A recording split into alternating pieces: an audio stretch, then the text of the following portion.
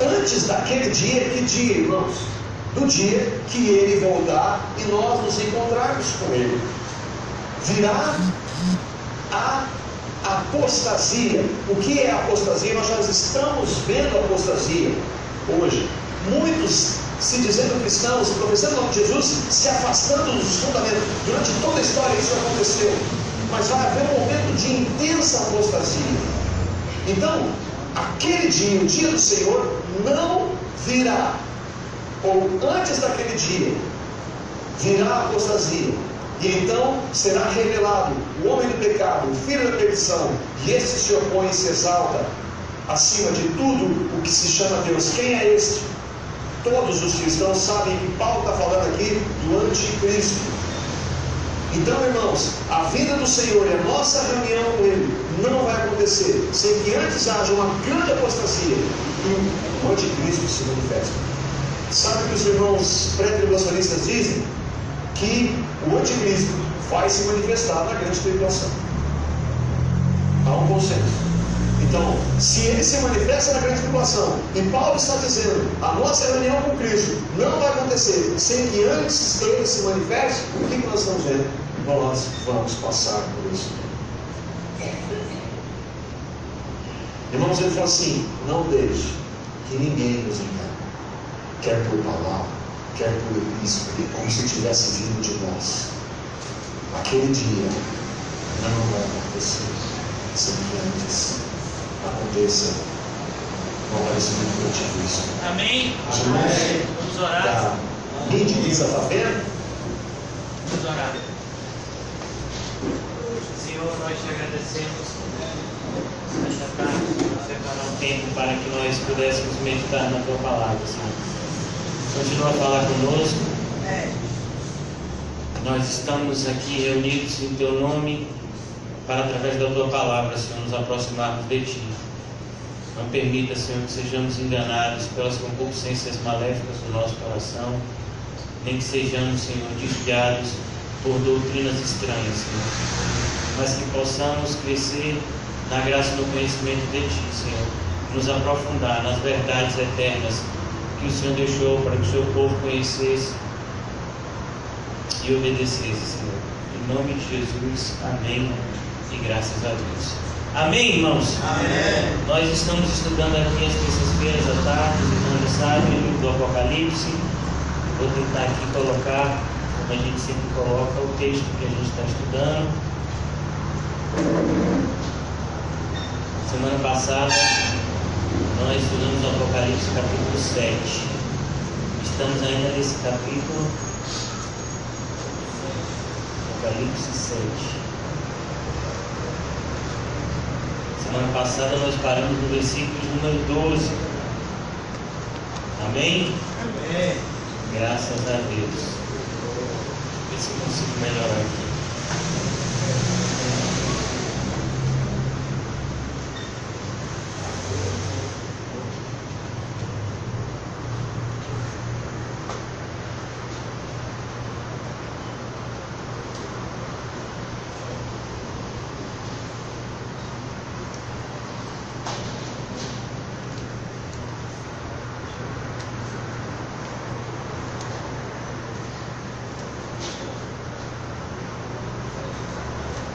Amém? Amém. Tá bom aí? Amém. Aumenta a letra aqui, ver se consigo aumentar também a letra.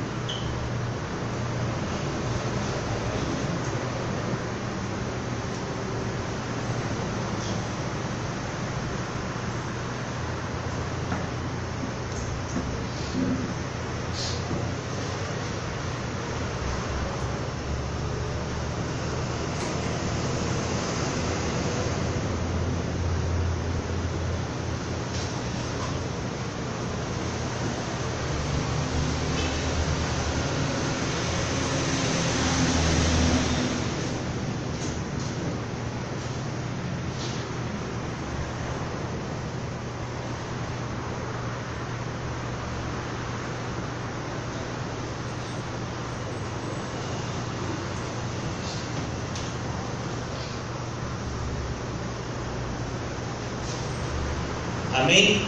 Amém. Semana passada nós paramos no versículo de número 12. Nós vimos lá, Maranata, Maranata,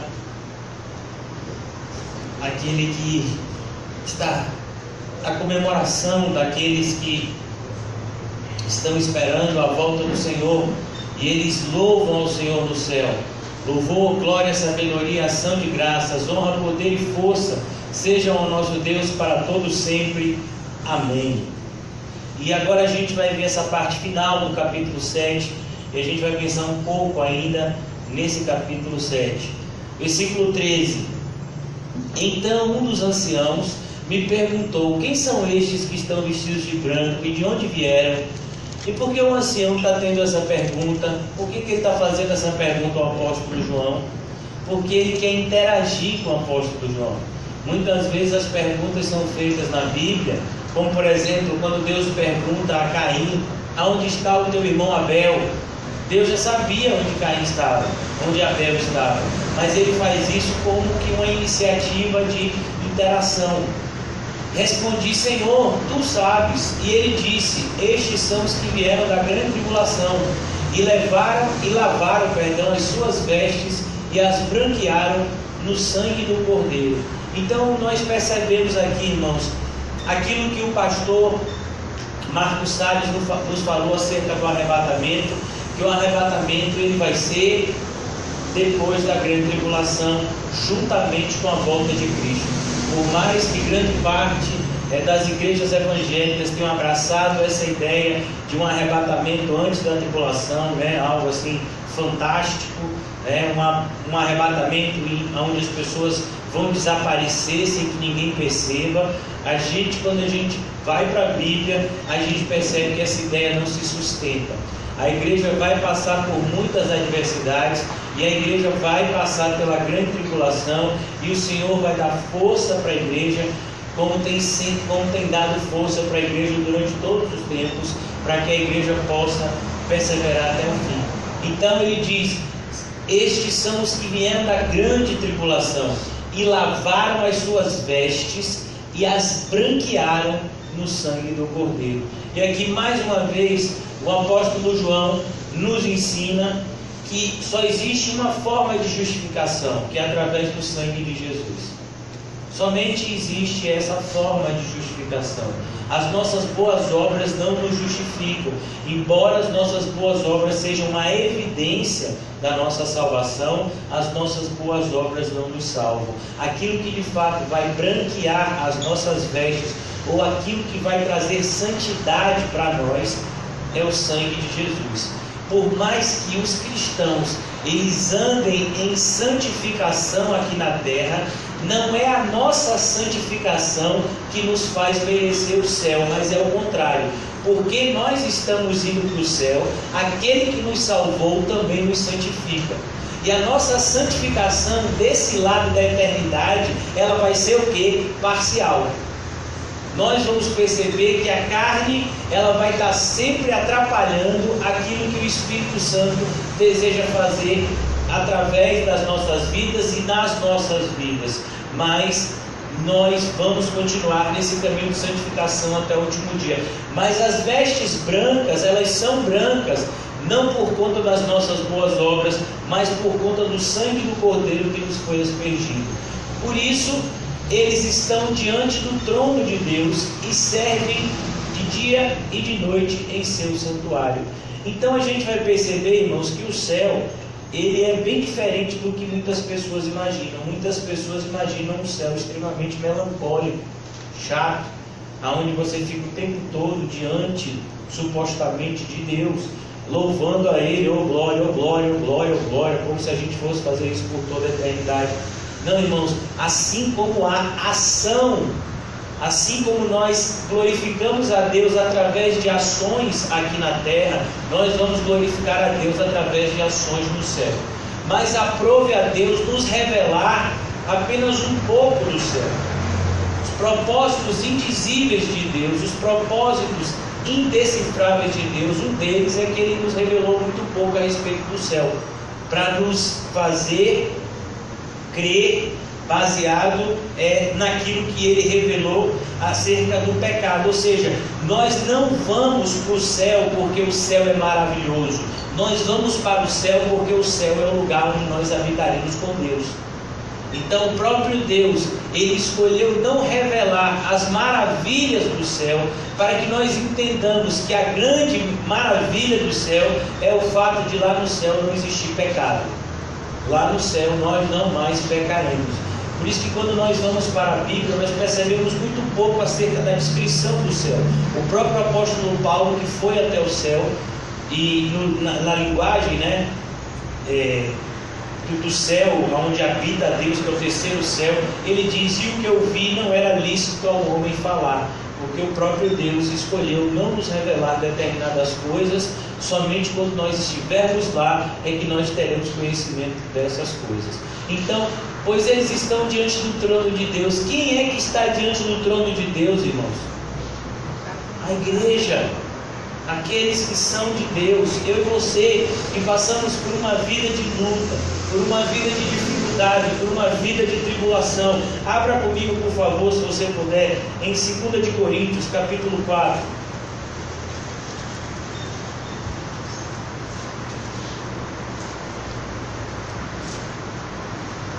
2 de Coríntios, capítulo 4.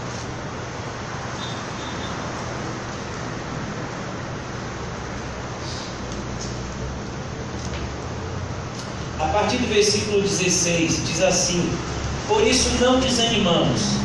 Por que nós não desanimamos, irmãos? Se as aflições são tantas, se parece que o mundo muitas vezes está desmoronando ao nosso redor. A Bíblia diz que o justo se salva com dificuldade. A Bíblia diz que do mesmo jeito que odiaram a Jesus, vão odiar a cada um de nós que amamos a Cristo. Mas por que nós não desanimamos? E a palavra desanimar significa perder o fôlego. Ânimo significa respiração, fôlego. Então desanimar, por que a gente não perde o fôlego? Por que a gente não se cansa? E ele diz: embora exteriormente estejamos a desgastar-nos. Por exemplo, tem alguns aqui que já estão com o cabelo branco, tem outros aqui que o cabelo caíram. Sabe, as marcas da idade, elas vão sendo fixadas. Muitas vezes a gente começa a ter o que a gente chama de ruga, né? São as marcas na pele. Então, o nosso corpo exterior, ele se corrompe.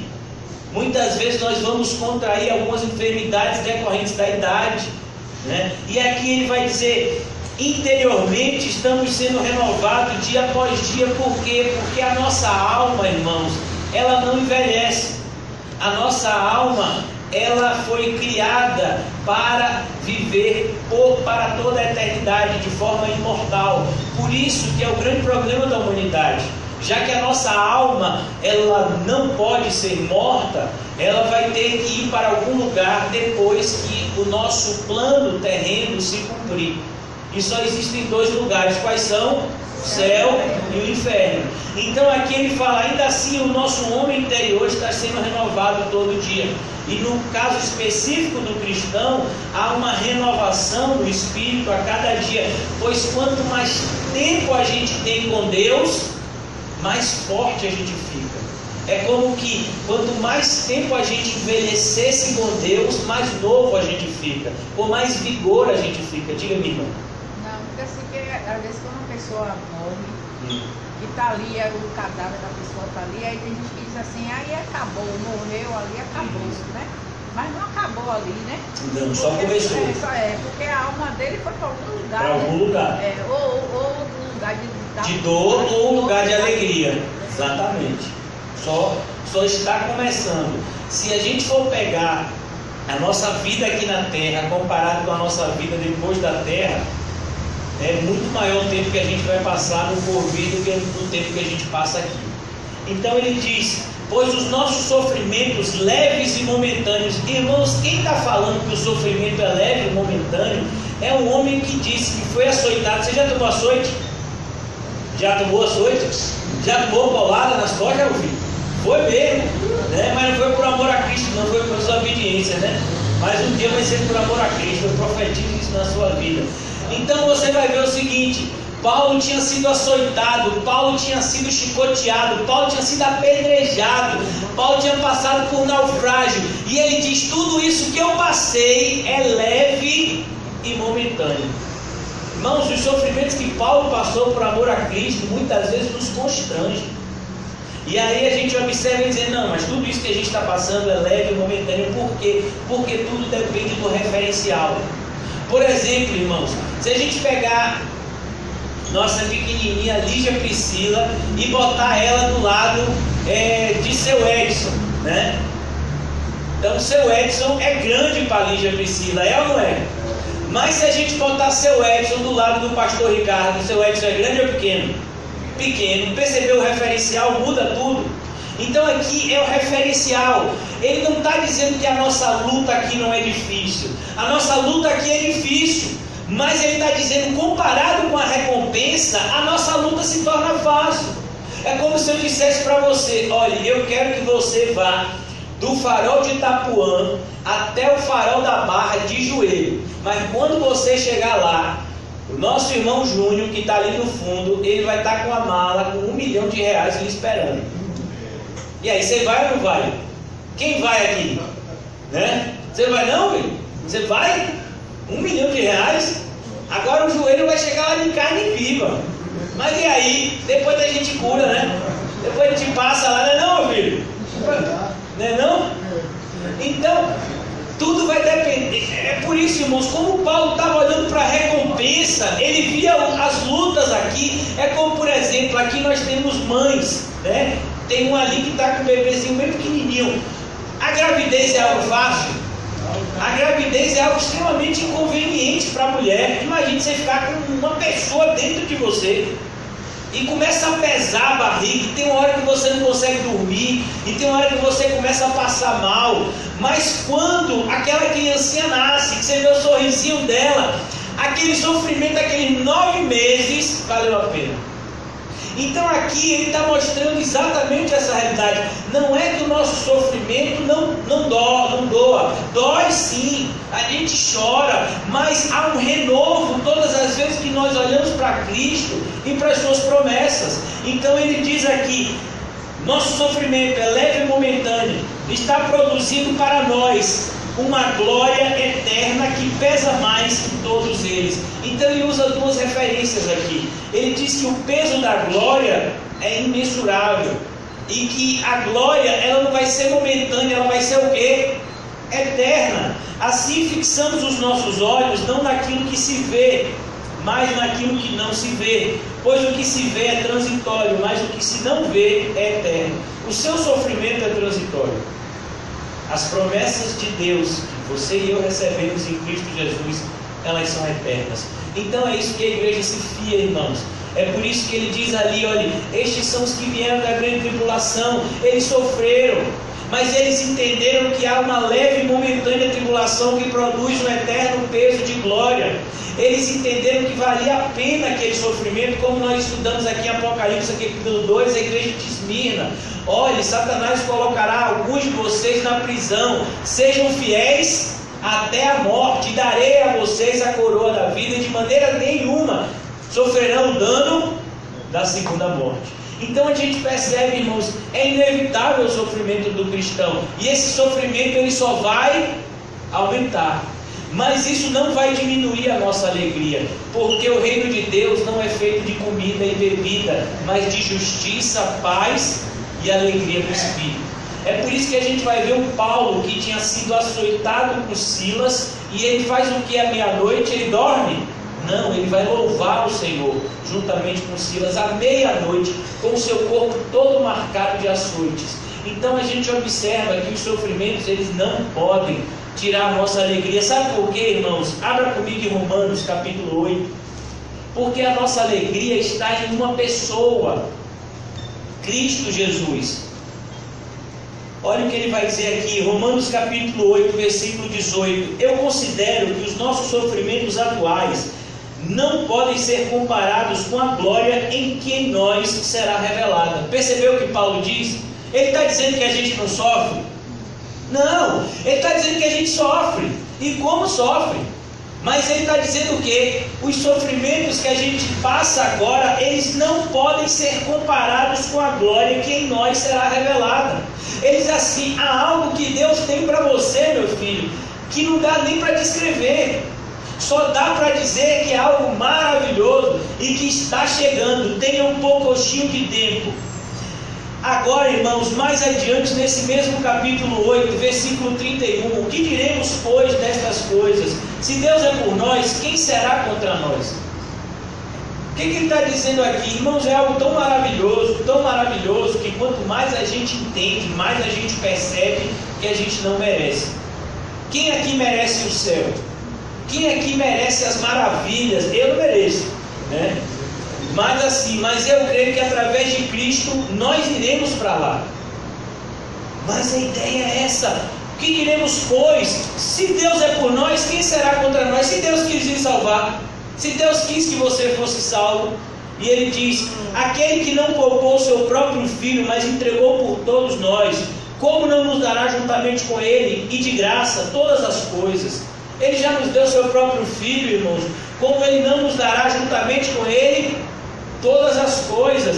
E aí ele vem aqui e diz, versículo 34: quem o condenará? Foi Cristo Jesus que morreu, e mais, que ressuscitou, está à direita de Deus e também intercede por nós. Sabe o que Jesus Cristo está fazendo agora, nesse exato momento, irmãos? Ele está intercedendo por mim e por você. E a intercessão dele é eficaz. Ele está intercedendo para que a gente não caia, e se por acaso a gente tropeçar, que a gente se levante. Ele está intercedendo por nós diante do Pai. E ele continua a dizer: quem nos separará do amor de Cristo? Quem vai nos separar do amor de Cristo?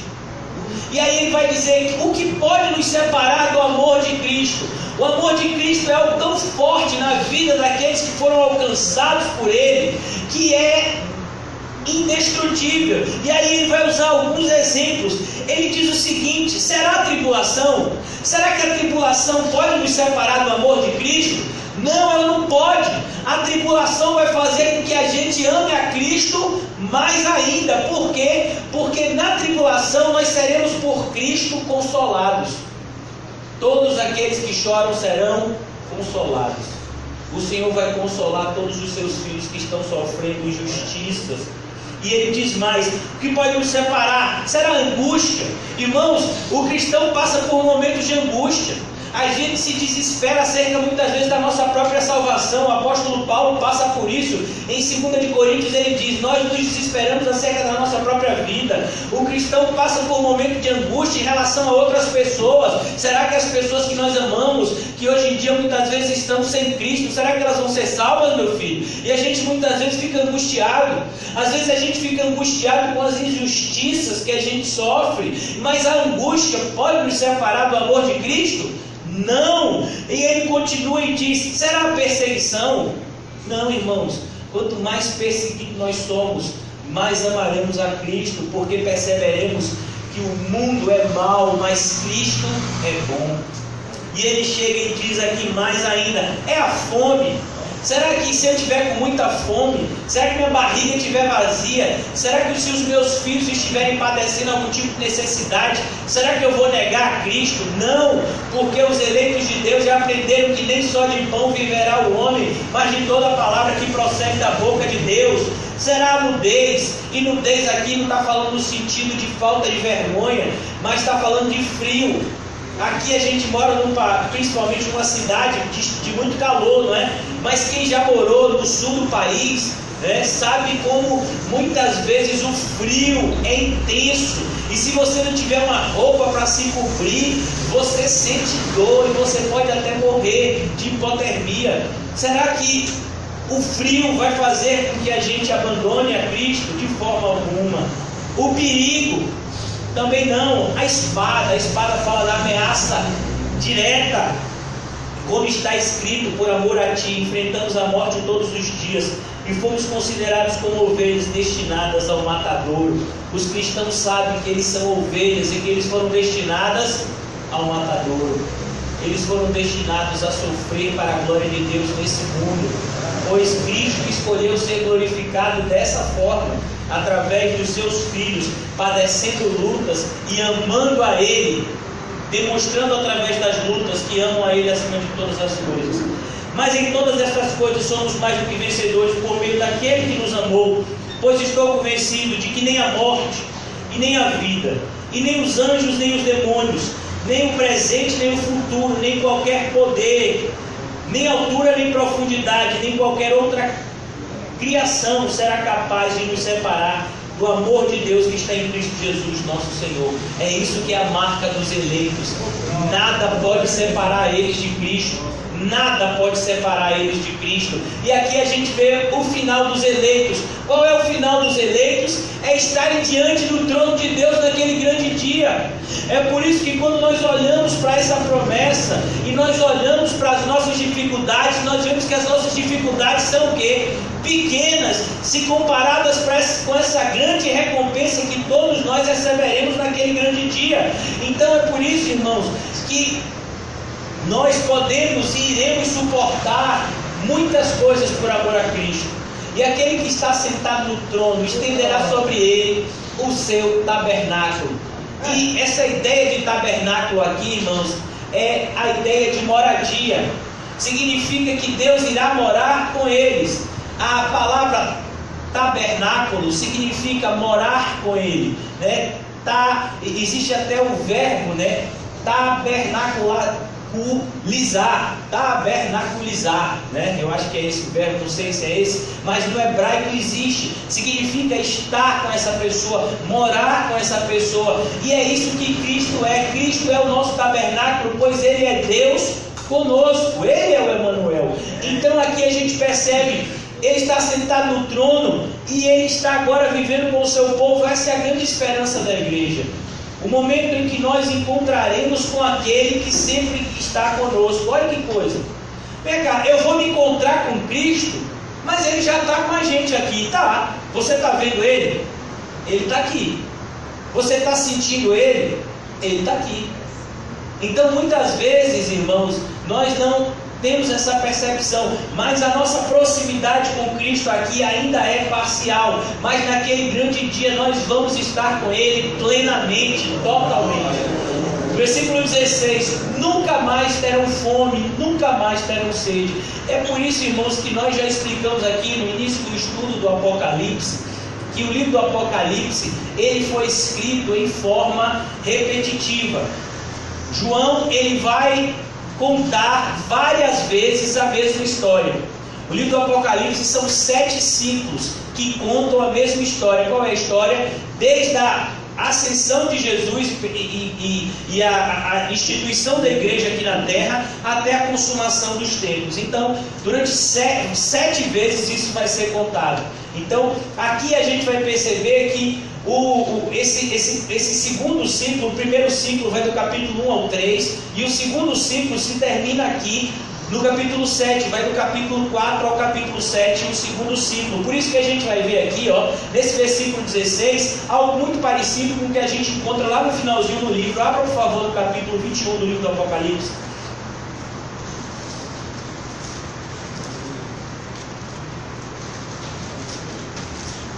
Capítulo 21,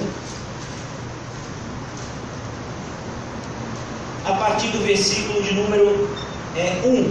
Então vi novos céus e nova terra, pois o primeiro céu e a primeira terra tinham passado, o mar já não existia. Eu vi a cidade santa, a nova Jerusalém, que descia dos céus da parte de Deus, preparada como uma noiva adornada para o seu marido. Ouvi uma forte voz que vinha do trono e dizia: agora o tabernáculo de Deus está com os homens. Olha o tabernáculo, está vendo? E aquele que está sentado no trono estenderá sobre eles o seu tabernáculo. A mesma coisa que encontramos aqui no capítulo 21. Agora o tabernáculo de Deus está com os homens, com os quais ele viverá. Eles serão seus povos, e o próprio Deus estará com ele, e será o seu Deus. Ele enxugará dos seus olhos toda lágrima. Não haverá mais morte, nem tristeza, nem choro, nem dor, pois a antiga ordem já passou.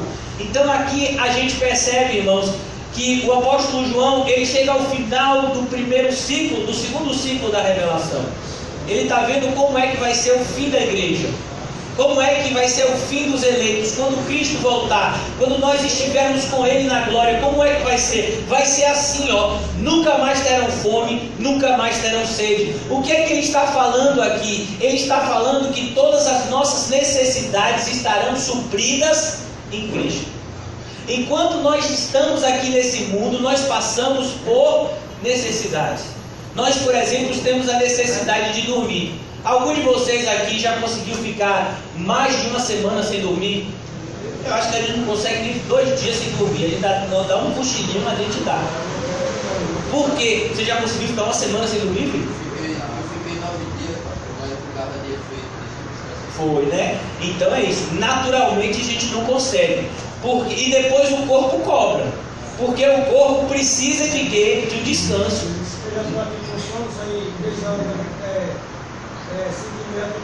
Tá vendo, meu filho? Mas ali tem um cafezinho de Deus, se você quiser tomar. E tem um banheiro ali pra você jogar água fria no rosto. Tá bom? Tô brincando, viu? Então aqui a gente observa que é isso. Nós temos necessidades. Por exemplo, você ficou 9 dias sem dormir, mas você consegue ficar 9 dias sem comer nada? Alguém aqui conseguiu? Você ficou 7 dias sem comer nada. Nada, sem comer e sem beber nada. Não, mas você bebeu água, não foi? Tá vendo? Teve que beber água, porque se não bebesse água, o negócio ia empenar do seu lado. Então, porque o nosso corpo, ele tem necessidades. Então a gente precisa comer, a gente precisa beber, a gente precisa dormir. Então, aqui ele está mostrando justamente isso, que naquele grande dia não vai haver mais necessidades. Quando a gente vai envelhecendo, a gente vai tendo outras necessidades. Às vezes a gente vai ter necessidade de remédio. Quando a gente vai ficando mais velho, nosso corpo começa a passar por alguns problemas e a gente vai precisar de remédio. Aqui, por exemplo, a gente tem necessidade de dinheiro para muitas coisas. Para comprar uma comida, para pagar um aluguel, para pagar a conta de luz, para pagar a conta de água, para comprar um celular, para botar crédito no celular. Então aqui no mundo, o mundo está sempre nos mostrando que nós estamos precisando de coisas. Isso daqui foi para acordar as pessoas, foi estrategicamente pensado. Então a gente observa isso, irmãos. Naquele grande dia, todas as nossas necessidades estarão supridas. Por isso que ele usa essa expressão: não terão fome, nunca mais terão sede. Nós viveremos uma nova ordem, uma nova etapa da nossa existência. Aqui, por exemplo, a gente precisa se vestir, e por mais que essa roupa, por exemplo, aqui o nosso irmão está vestindo, nosso irmão Alessandro aqui está vestindo essa roupa elegante aqui, mas daqui a uns 10 anos, será que essa blusa vai estar dessa cor, meu filho? Vai estar o quê? Desgastada, vai estar velha. Muitas vezes essa blusa vai ser um pano de chão que ele vai tentar vai estar usando na igreja, né? Daqui a 10 anos. Por quê? Porque as coisas terrenas, o que acontece em mim? Elas se desgastam. Mas naquele grande dia não vai ser assim. E a gente aprendeu, aqui na terra a gente teve um vislumbre disso, quando o povo que foi tirado do Egito passou 40 anos no deserto. E foi o que aconteceu, meu irmão? As suas roupas não se desgastaram. E eles não precisaram plantar para comer, porque Deus mandava comida da onde? Do céu, todo dia. Eles não precisavam se preocupar com água, porque Deus fazia com que a água saísse da rocha. Então, ele mostrou algo assim, parcial, do que aconteceria de forma efetiva naquele grande dia. Porque Deus não nos criou para que tivéssemos necessidade. Deus nos criou para que estivéssemos totalmente supridos nele. Mas em virtude do pecado, abra por favor, irmãos, em Gênesis capítulo 3, vamos lá.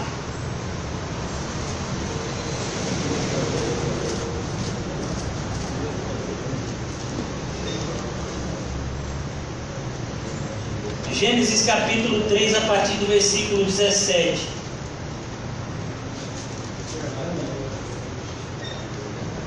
Amém?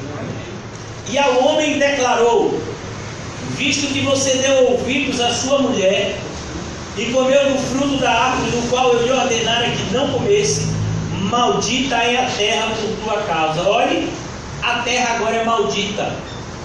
Olha, irmãos, antes desse momento, os animais eles não se matavam, não existia a chamada cadeia alimentar. O que é a cadeia alimentar? Os animais mais fortes, eles acabam comendo os animais mais fracos. Então, você, por exemplo, você já experimentou colocar um cachorro dentro da jaula do leão? O que vai acontecer? O cachorro vai ser morto, né? Você já experimentou botar um rato dentro do quarto com um gato, o que é que vai acontecer com o rato? Vai morrer o rato? Será, meu filho? Agora tem uns ratos, meu filho, que tá botando os gatos para correr hoje em dia, né? Mas a ordem natural das coisas não é essa. A ordem natural é que o gato vai pegar o rato. Então a gente observa, até com os peixes, você vai ver que os peixes maiores muitas vezes comem os peixes menores. Essa é a ordem natural. Mas antes não era assim, porque em tudo existia o quê? Harmonia. Quando Deus criou as coisas, lá em Gênesis 1 e 2, Ele não criou as coisas para que elas viessem a brigar umas com as outras, mas para que elas vivessem harmoniosamente. Mas por conta do pecado, a terra se tornou maldição. Aquilo que era para ser bom se tornou mal. E refletiu inclusive na própria natureza, na criação. Você vai ver, por exemplo, que a natureza muitas vezes produz fenômenos que matam pessoas. Por exemplo, quando um vulcão entra em erupção, muitas pessoas morrem. A gente já viu também o caso de terremoto.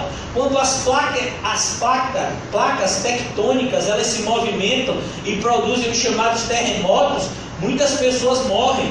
Quando acontece uma tsunami, a formação de grandes ondas, e essa tsunami invade o litoral, muitas pessoas morrem. Por que isso? Porque a terra, que era para ser um ambiente agradável, para que o homem vivesse para a glória de Deus, a terra se tornou amaldiçoada por conta da desobediência do homem. Então, maldito seja a terra por tua causa.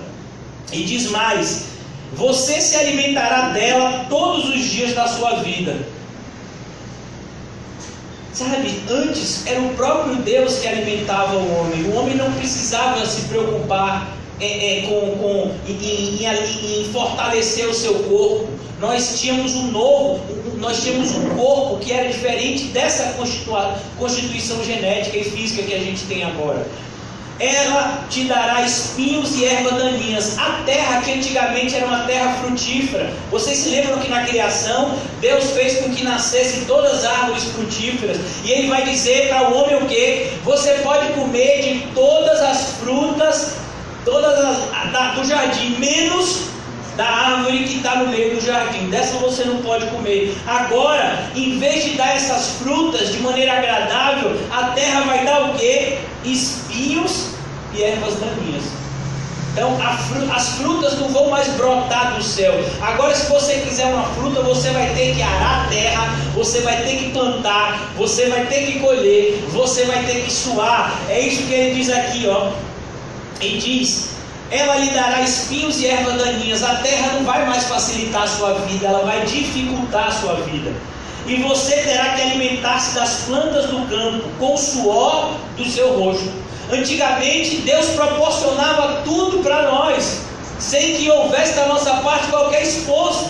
Mas agora não, agora vai ser necessário um esforço, porque a terra vai estar contra a gente. A terra que antes estava sob o controle do homem, agora a terra está revoltada com o que o homem fez contra o Criador. E aí a gente observa aqui, diz: você comerá com o suor do seu rosto, você comerá o seu pão, até que volte à terra, visto que dela foi tirado, porque você é pó e ao pó voltará. Isso fala da nossa constituição física. Muitas vezes, se você for visitar um cemitério, e quando você vai lá e desenterrar um corpo, você vai achar o corpo lá? Não, você vai achar só ossada, porque o corpo já foi o quê?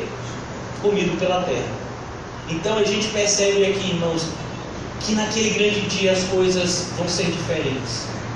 Por conta desse episódio aqui, nós tivemos toda a Bíblia até chegar nessa passagem aqui. Foi uma grande jornada, aonde o homem se afastou de Deus pelo pecado, mas aprove a Deus preparar um caminho para que o homem retornasse para Ele. Então aqui a gente vai ver que é a conclusão da jornada que começa onde? Em Gênesis 3. Uma jornada que começou com a desobediência, mas Deus envia um Redentor, e através do Redentor é preparado um caminho, e através desse caminho nós voltamos para onde? Para perto de Deus, que é o nosso lugar. de onde nós nunca deveríamos ter saído. Então a gente percebe, nunca mais terão fome, nunca mais terão sede, não cairá sobre eles o sol e nenhum calor abrasador. Está falando isso a respeito de uma vida plena com Deus, uma vida maravilhosa com Deus, aonde não vai haver nenhum tipo de necessidade e nenhum tipo de sofrimento. E finalmente ele diz, por que a vida vai ser tão maravilhosa? Pois o Cordeiro que está no centro do trono será o seu pastor. Então naquele grande dia nós seremos apacentados por Jesus Cristo. Nós já estamos sendo apacentados por Jesus Cristo, mas de forma parcial. O Senhor nos apacenta através de homens falhos. O Senhor nos apacenta através do amor de um para com os outros. Então o Senhor, por exemplo, coloca amor aqui no nosso irmão em relação ao nosso outro irmão, para que um cuide do outro. Que esse daqui já vai cuidar desse daqui, e apacentar significa literalmente cuidar. Então o Senhor já nos tem apacentado aqui na terra.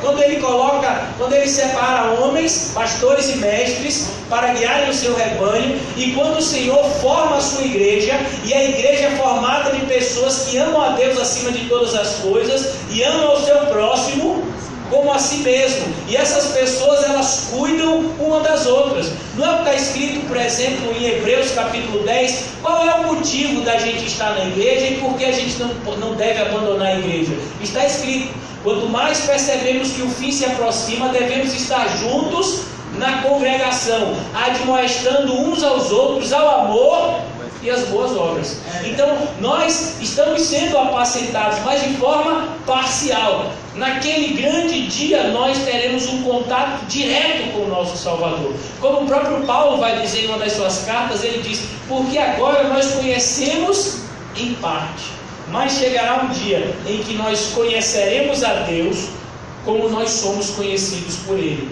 plenamente. Então esse é o momento, esse é o grande dia. Ele nos guiará a fontes de água viva. Se lembra o que Jesus falou com a mulher samaritana? Era meio-dia no sol de Israel, o sol escaldante de Israel, e Jesus chega para uma mulher que estava tirando água do poço e diz, mulher, você pode me dar um pouco de água? E ela diz, mas como você sendo judeu pede para mim, uma samaritana, um pouco de água?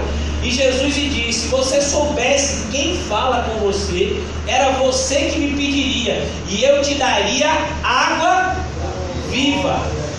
E quando você bebesse dessa água, de dentro de você jorrarão rios, fluirão rios de águas vivas. Então essa fonte de água viva fala de satisfação. Irmãos, alguém aqui já ficou com muita sede e depois tomou assim um copo de água gelada? Que sensação é? É boa ou ruim? Né? Você deu aquela caminhada na orla, sol quente, muitas vezes você deu um mergulho no mar, que a água é salgada, dá mais sede ainda, e aí você foi lá, e a água na praia, que é verão agora, tá cara que só, R$5 uma garrafa de água, e aí o que é que você fez? Você ficou com sede. Aí quando você chegou em casa, você foi na geladeira, você botou a água geladinha e você tomou aquele gole. Que alegria, não, meu filho? Então quando ele diz aqui, ó, ele guiará você a fontes de água viva, ele está falando que ele vai nos satisfazer. Nós vamos entrar em um estado de satisfação indescritível, uma satisfação absoluta. Irmãos, aqui no mundo a gente tem muitas alegrias. Por exemplo, quando você tem um filho, é uma alegria? Para alguns, né? É uma alegria. Quando você ganha dinheiro, é uma alegria? É ou não é? Aí, ó, essa é. Né? Quando você ganha uma casa nova, você foi sorteado no programa Minha Casa Minha Vida. Eita Deus! E aí você ganha uma casa nova, é uma alegria? É uma alegria. Teve um bingo lá na sua rua e sortearam lá um carro zero e você ganhou. E aí, é uma alegria? É ou não é?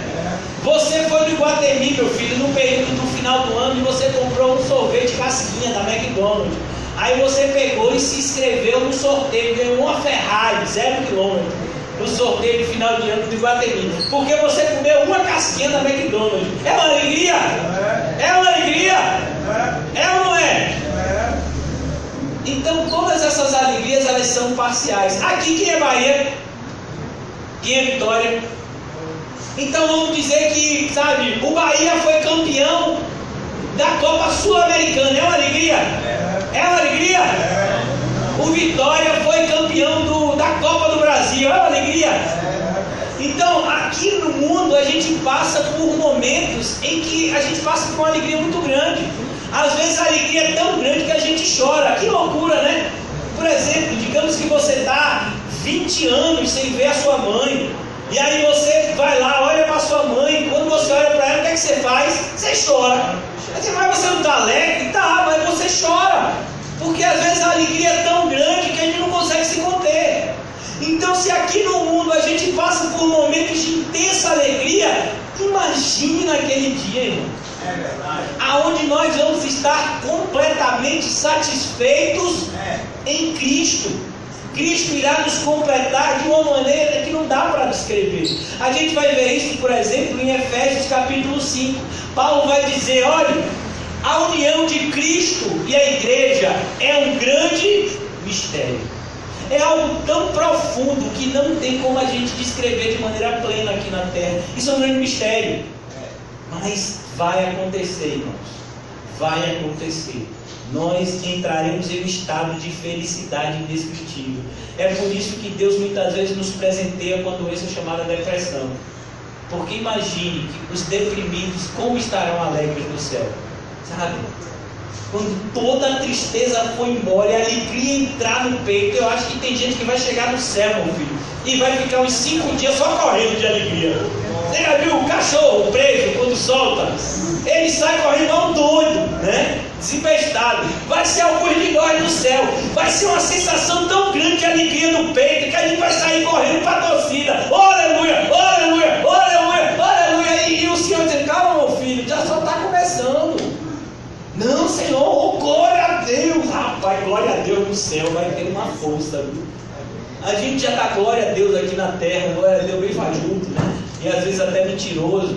Mas lá no céu a gente vai olhar para Cristo e vai dizer, glória a Deus.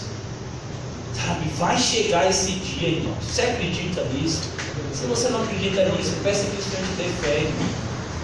Sabe, é por isso que muitas vezes nós nos desviamos, porque nós tiramos o foco disso daqui. É como, por exemplo, você está indo para uma direção, você não pode tirar o foco do seu objetivo, senão o que é que vai acontecer? Você vai se desviar do caminho. E se você se desviar do caminho, você vai se perder. E se você se perder, você muitas vezes vai entrar num estado de desespero, porque você não vai saber como voltar. É por isso que a Bíblia vai dizer em Hebreus 12, corramos com perseverança a carreira que nos está proposta. Como é que a gente corre? Olhando firmemente para o autor e consumador da nossa fé. Só assim a gente pode correr. A gente não pode tirar os olhos de Cristo e das suas promessas. Porque se a gente tirar os olhos de Cristo e das suas promessas, a gente vai o quê?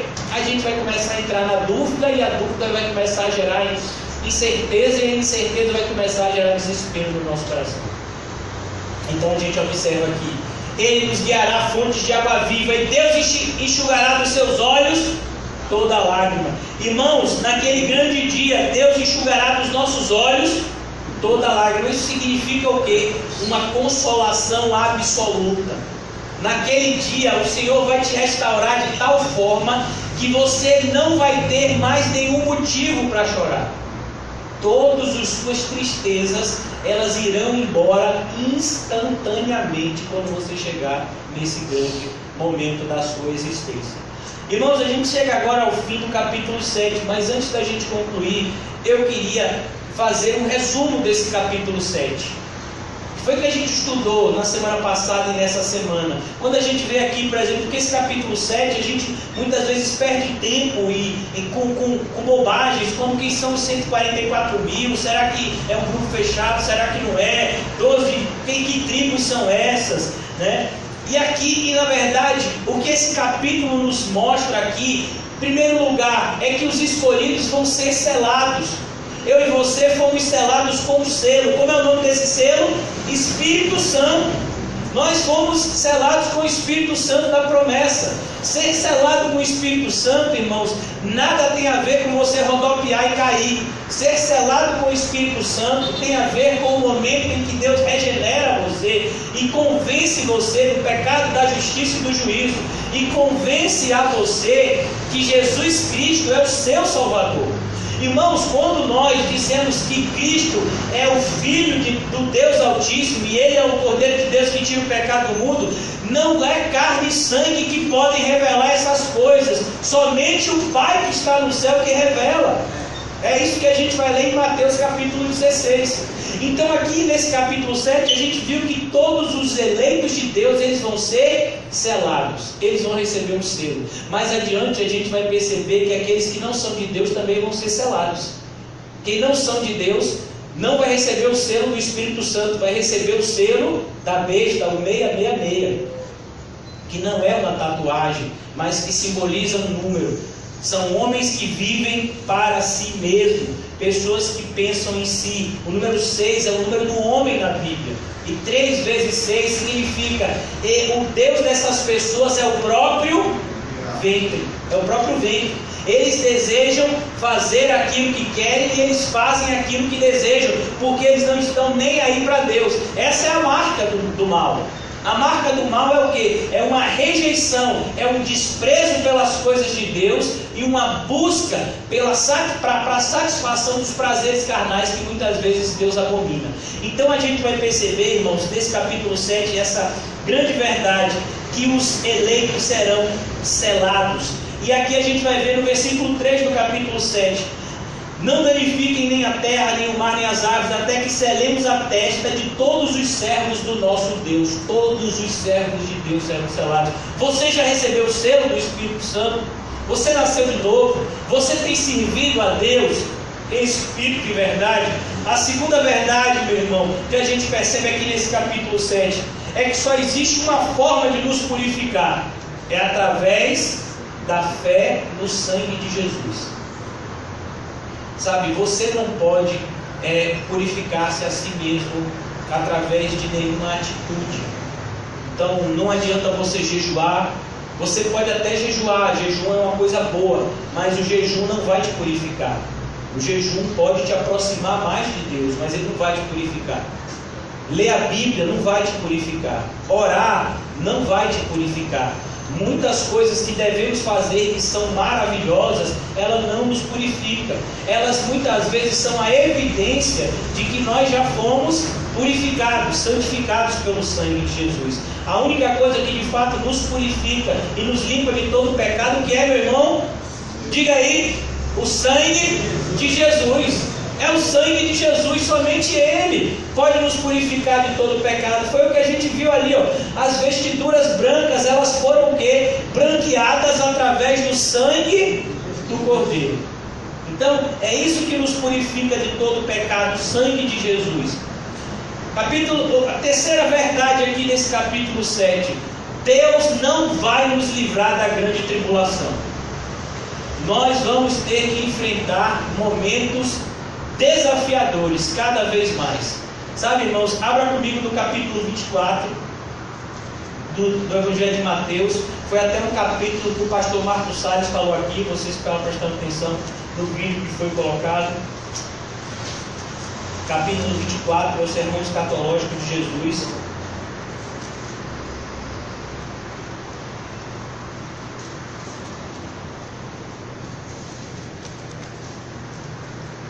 Ele vai dizer o seguinte, eu vou ler aqui a partir do versículo 4. Cuidado para que ninguém vos engane, pois muitos virão em meu nome dizendo eu sou o Cristo e enganarão a muitos. Vocês ouvirão falar de guerras e rumores de guerra, mas não tenham medo, é necessário que tais coisas aconteçam, mas ainda não é o fim. Nação se levantará contra nação e reino contra reino, haverá fomes e terremotos em vários lugares, tudo isso será o início das dores. Então eles os entregarão para serem perseguidos e condenados à morte, vocês serão odiados por todas as nações por minha causa. Percebeu? Nós vamos ser odiados por todas as nações. Por causa de quem? De Jesus Cristo. Naquele tempo muitos ficarão escandalizados, trairão e odiarão uns aos outros. O número dos falsos profetas E numerosos falsos profetas surgirão e enganarão a muitos. O que é que vai acontecer com os falsos profetas? Ele vai aumentar o seu número e ele vai enganar muitos.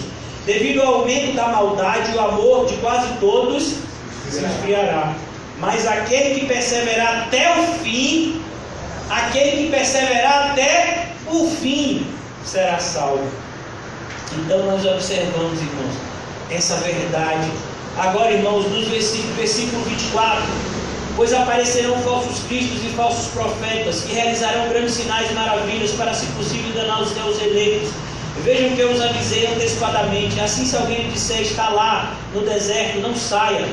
Ou se disser está dentro da casa, não acredite, porque assim como o relâmpago sai do Oriente e se mostra no Ocidente, assim será a vinda do Filho do Homem. Percebeu que quando Jesus voltar, todo mundo vai ver, irmãos.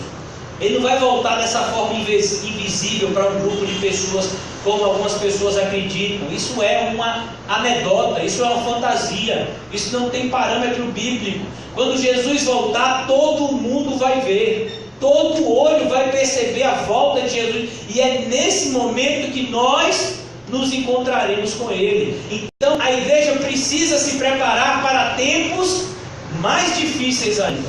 É isso que a gente vai ver, por exemplo, na segunda carta que Paulo escreveu a Timóteo, que foi a última carta que ele escreveu. O que é que ele diz? Esses últimos tempos serão dias difíceis.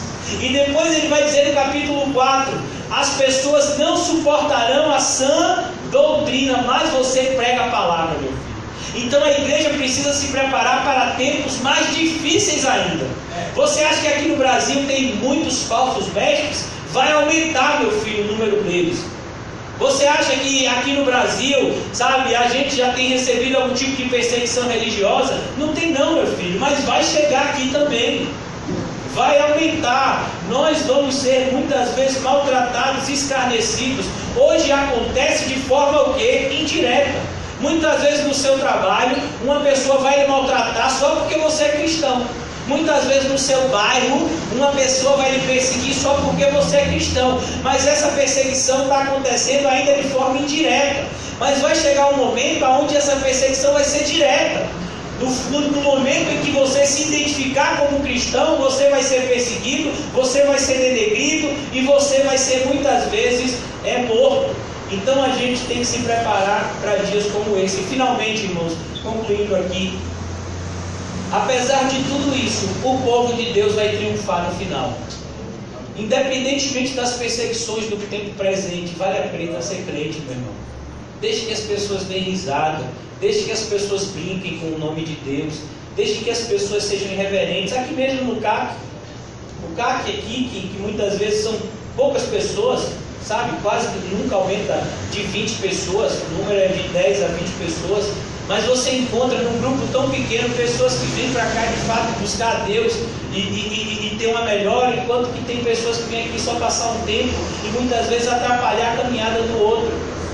Na igreja, a mesma coisa. Na igreja você vai encontrar pessoas que de fato estão buscando a Cristo em espírito e em verdade, quando muitas vezes tem gente que está buscando só cumprir uma religiosidade. E muitas vezes está atrapalhando aqueles que estão querendo buscar Cristo de verdade. Vai estar dizendo que você é um fanático, vai estar dizendo que você é um lunático, que você, sabe, é um doido, porque você está numa terça-feira de tarde dentro de uma igreja. Você está maluco, rapaz? Tinha que ir para a igreja domingo de manhã, no máximo um dia de semana de noite, mas de tarde indo para a igreja, você está maluco, não tem o que fazer, desocupado. Então a gente vive debaixo desse universo, irmãos, mas naquele grande dia as pessoas vão ver a diferença que Deus faz entre aqueles que servem a Deus e aqueles que não servem. Diga, meu filho.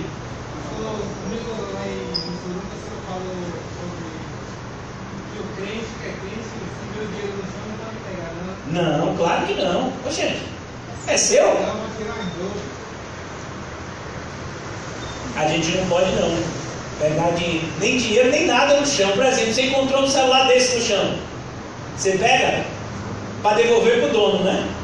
Você olha o dono da pessoa, não é assim, meu filho? Hã? Aí você entrega para a autoridade, que se chama polícia. Lá na polícia tem um lugar de achados e perdidos que você entrega documento, entrega um monte de coisa, entrega celular. Por exemplo, Pedrão mesmo, outro dia achou uma mala lá na Barra por 100 mil reais. Aí não achou o dono, ele foi até a delegacia da Barra, não foi, Pedrão? Não foi?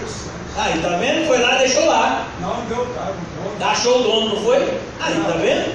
Então, aí é crente, rapaz. Então, não perca a sua comunhão com Deus por causa de um dinheiro que você achou no chão. O que é seu, meu filho? O que é seu é o que é seu. Então, é seu, é seu. Você estava com dinheiro no bolso. Digamos que você aqui, quem tem dinheiro aqui é Alessandro. Né? Alessandro, você olha, você vê que ele logo o dinheiro. Tinha um outro irmão que estava aqui, que disse que era pedreiro, né? Que era R$150 a diária dele. Esse dinheiro. Então, assim, você está lá. Digamos que Alessandro aqui. É Alessandro? Alexandre, ele estava voltando do trabalho e tinha recebido o salário dele. Quanto é o salário mínimo? 952. Só que a calça dele, meu filho, estava furada. Rapaz, o dinheiro caiu. Aí quando Alessandro chegou em casa, ele percebeu que caiu. O que ele fez? Ele voltou o trajeto inteiro para ver se achava. Aí você achou os 952 lá, meu filho, perto assim de um negocinho de grama. Você vai ficar feliz? Vai ficar feliz? Agora se você volta e não acha, tá vendo, meu filho? Então deixa que o dono vai aparecer, meu filho. Deixa lá que o dono vai aparecer, não? É como, por exemplo, meu irmão tem essa sandália havaiana aqui, branca, alva como a neve, né? Ele foi pra praia jogar bola, esqueceu a havaiana lá.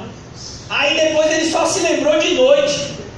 Aí ele fala para Augusto, meu filho, esqueci minha havaiana na praia, deixa eu ver lá se ainda tá lá. O Augusto diz, rapaz, não uma fé dessa nem Israel, mas vai lá, desse tá lá.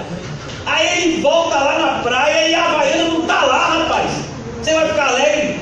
Não vai ficar alegre que sua sandália tá lá esperando? Vai ficar, não vai? Então, meu filho, se você achou uma coisa na rua, aquela coisa tem dono, você vai pegar por quê? Sabe, mas a gente mora num país e num mundo mal, aonde todo mundo quer se dar bem em cima do outro. Então você acha um dinheiro que não é nem seu, e você ainda diz que foi Deus que mandou. Olha, foi Deus que mandou o salário de Alessandro para mim. Ele trabalhou o mês todo, pagando 952. E agora, como é que vai fazer? Vão cortar a luz dele, vão cortar a água, não vai ter gás. Por quê? Porque Deus te abençoou com o salário dele, não foi? Claro que não. Então a gente tem que tomar muito cuidado, porque, diga minha irmã. Outro dia lá no Bar de Center, duas meninas que trabalham numa lanchonete lá, elas são crentes, né? Aí elas acharam um pacote, um envelope, com R$7.000 dentro. Aí elas foram lá e entregaram na administração. Tá vendo? Depois o povo chegou lá desesperado. Olha aí, e deve ter se alegrado, né? Aí, então, quando a gente achar dinheiro no chão, o que é que a gente vai fazer? A gente deixa lá, não é assim? Mas e se você quiser pegar, você leva até o policial mais próximo, tá certo? Amém? Amém? Amém? Amém? Ah, sim, agora eu senti firmeza. Sim, meu filho. Graças a Deus que estou aqui ouvindo as palavras sinceras. E eu sei que não adianta estar fazendo fantasia para ninguém. Se eu achar uma residência, ou um documento que eu preço, mas eu ainda não estou. Se eu achar no meio da pista, eu pego e não vou procurar autoridade, não pego para mim. Isso, mas assim, você vai pedir a Deus que te ajude. Porque você já ouviu que isso é errado. Né? Então você vai pedir que Deus não permita que você seja tentado além das suas forças. Porque assim, irmãos, é aquilo que a gente sabe do certo e do errado. Por exemplo, digamos que você você está noivo e você sabe que só pode ter relacionamento com a sua noiva depois de casado. Vai ser difícil, não vai? E você sabe que você vai ter que se aguentar. Mesma coisa, é difícil você encontrar um dinheiro no chão, de repente você tem uma necessidade, mas você vai ter que se aguentar. Sabe por quê? Porque a Bíblia vai dizer que o que o homem plantar é o que ele vai colher. Então você pegou aquele dinheiro no chão, você acha que vai te trazer algum tipo de bênção? Não, meu filho, só vai trazer maldição para a sua vida. Você acha que ter relação com a pessoa que você ama antes do casamento vai te trazer alegria? Não, só vai te dar tristeza. Então, não se engane o homem. O que plantar é o que vai colher. Quem planta na carne, da carne colhe o quê? Destruição. Então, assim, não é questão de ser bom ou ser mal. Então a gente pede, Deus, não permita que eu seja tentado além das minhas forças. Por quê? Porque se você fizer isso, você vai ser ungido por Deus. Você vai, se for filho, né? Se não for filho, vai deixar você fazer o mal até aquele grande dia. Então é isso que a gente tem que buscar. Quando a gente prega aqui, a gente não prega que a gente é perfeito, porque a gente sabe que é difícil. Digamos que você é um pai de família, que sua casa está sem comida, sua filha está precisando de remédio, e você encontra uma nota de R$100 no chão. E aí, é fácil? É fácil rejeitar essa nota? Não vai ser fácil, mas nada é fácil na vida cristã. Então a gente tem que buscar. A gente entrou por uma porta estreita, a gente está andando por um caminho apertado, porque o nosso objetivo é o quê? É chegar nesse dia. E dinheiro no mundo vai recompensar isso. Dinheiro nenhum no mundo pode recompensar a alegria que a gente vai sentir aqui nesse momento.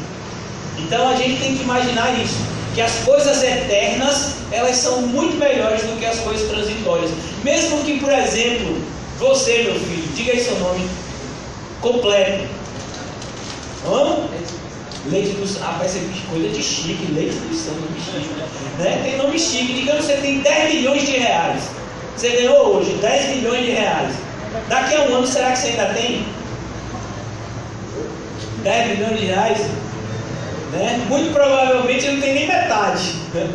Então, por quê? Porque as coisas aqui na Terra, elas se desgastam, a gente perde elas. Então, mas isso daqui é algo que incorruptível, que não vai se desgastar nunca. Então é por isso que Paulo está dizendo, olha, vale a pena o esforço para alcançar esse grande dia. Por isso que ele vai dizer em 1 Coríntios 9 que a gente tem que correr de tal forma que a gente consiga a chegada. Amém? Todos vamos chegar lá? Vamos chegar lá? Vamos chegar lá? Amém. Vamos orar. Senhor, muito obrigado por essa tarde. Muito obrigado, Senhor, por esse momento de ensino e de renovo da nossa alma. Ó Pai, nós sempre percebemos o quão longe nós estamos, Senhor, de fazermos as coisas completamente corretas, mas nos ajuda, Senhor, nos permite crescer de glória em glória, Senhor, nos permite, Senhor, amadurecer e nos tornar cristãos cada vez mais parecidos contigo, nosso Senhor e Salvador Jesus Cristo. Derrama da tua graça nessa tarde, Senhor. Renova a nossa fé, a nossa esperança, o nosso amor e nos faz sair daqui, Senhor, com a alegria da salvação, de forma pujante nos nossos peitos, no nosso peito, Senhor. Em nome de Jesus, amém e graças a Deus. Salve os seus irmãos com um cumprimento estranho e diga para o seu irmão, o caminho é estreito, mas ele leva para o céu. Amém? Amém.